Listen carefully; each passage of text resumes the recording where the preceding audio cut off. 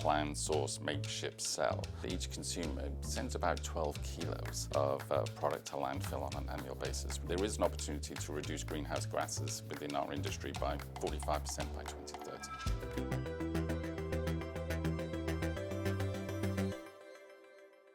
Welcome to The Big Question, a series from Euronews where we speak to some of the most influential people in the world of business. And today I'm joined in the studio by Colin Browne, the CEO of Cascale, the global non-profit alliance trying to make the clothing industry better for the planet. Colin, thank you very much for joining us. Great to be here, thank you.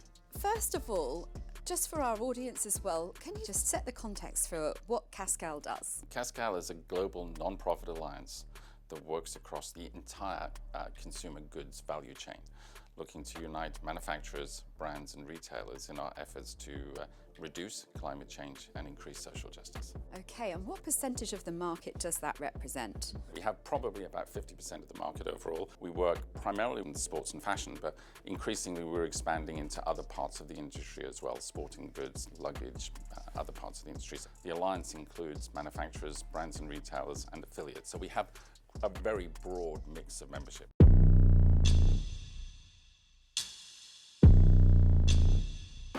And Colin, the fashion and textile industry in Europe, can you just talk me through the size of the market? For example, how many pieces of clothing are we as Europeans buying each year? Well, it's around about 42 pieces. We estimate it's about 42 pieces of apparel is bought by each consumer on an annual basis. The bigger concern is the amount that actually goes to landfill.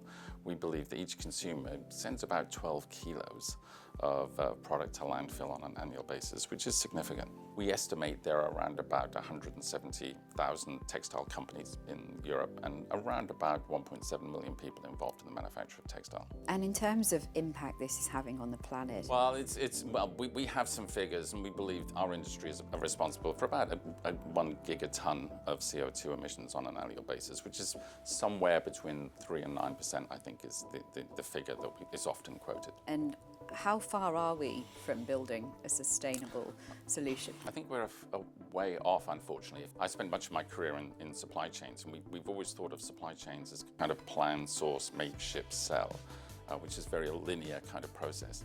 But if you think of building a circular supply chain, it's going to have to be plan, source, make, ship, sell, return, bring it back into the supply chain. That last quarter, we've yet to really stand up. There's legislation in place and being put in place which will certainly help do that.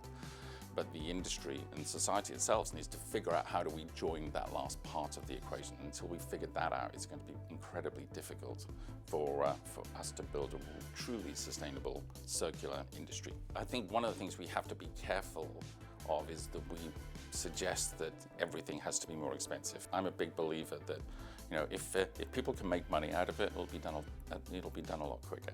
So working through how can we make sure that anything we do from a sustainability point of view allows us to still be competitive as an industry is really important. And not all those solutions have to cost more money. And Colin, what about, of course we have fashion influencers on Instagram and TikTok. That hunger for fashion doesn't look like it's slowing down. What's your view on fast fashion influencers? The consumers will often dictate what the market needs to produce. And I think part of the role of organizations and brands themselves is to communicate the issues that this model perpetrates.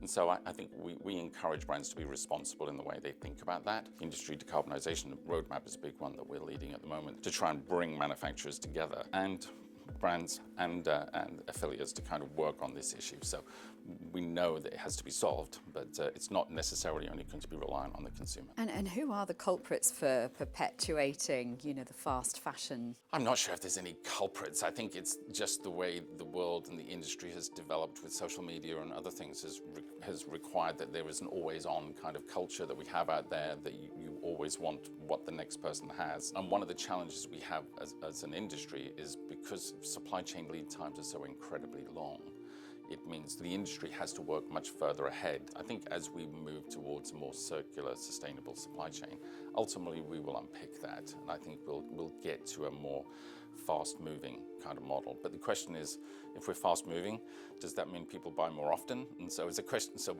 it's a bit of a dichotomy that we're going to have to unpick. Do you think there are any other huge issues with the industry right now? Having the industry work together to address climate change is where we feel that there's a huge opportunity. And we feel that if we can bring the industry together, there is an opportunity to reduce greenhouse gases within our industry by 45% by 2030. We can do it. We know how that needs to be done. Now, 70% of the emissions from our industry comes from the manufacturing of goods, but we can't abdicate responsibility to addressing that just to the manufacturers. We need to work across the industry to work through how do we actually unlock that.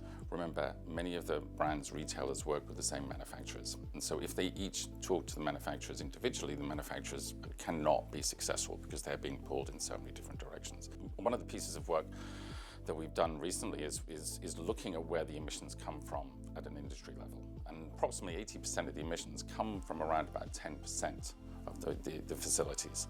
And we know if we actually really target that and really address that, then we can drive meaningful change. And Colin, can we talk about what else needs to be done on a policy level in Europe to help promote change in the industry? Well, both the CSRD and the CSDDD are landmark pieces of legislation, which we were incredibly excited about. From the point of view, they start to put in some real targets, some real benchmarks and processes that holds businesses accountable for addressing the issues. I think Europe in itself sets the cadence of how these initiatives evolve. And we were all pretty excited about how they were evolving. I understand that any legislation can be onerous on businesses, and we need to find a way in which we ensure they develop in a more efficient and less onerous way. But just recently, the omnibus discussions that we're starting to hear more about is that it does look as if they are looking to water down that legislation. And that would be a huge mistake. It's something we're really concerned about because, we have an opportunity to lead, and it does feel as if we are abdicating our responsibility to lead on sustainability.